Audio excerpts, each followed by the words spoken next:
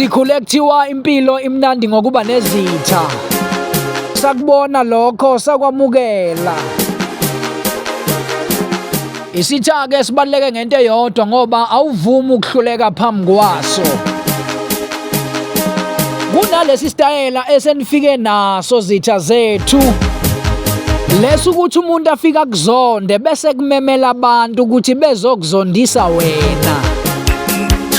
Umuntu nje anganqeni ukukhuluma kabi kwabanye abantu. Ukuze nabo bezokuzonda njengaye. Izitha zakho ngoba ziza nje ngendlela eyodwa.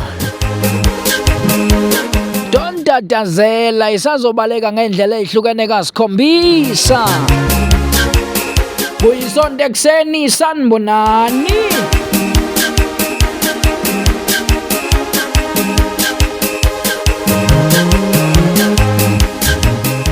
Ungakhombisi ukwesaba nokuhluleka phambi kwezitha zakho.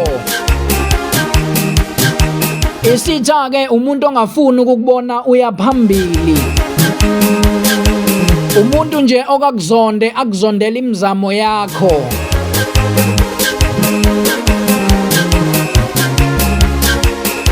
Kodwa namhlanje kuyisonto ekseni ungabusakhathazeka, uNkulunkulu uzokupha amandla amasha.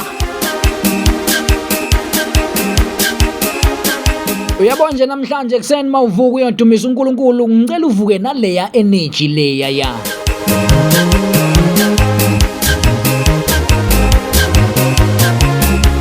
Angithi phela vele usathanda ubeyitshela ukuthi uqedile ngawe ebusuku.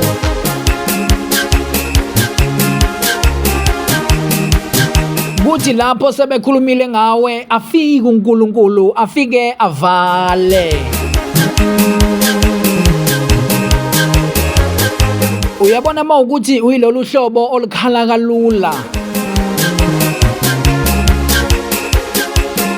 Ngifuna nje namhlanje uthi mangabe uvuka umamatheka, uvuka ugcwele injabulo, ugcwele intokozo.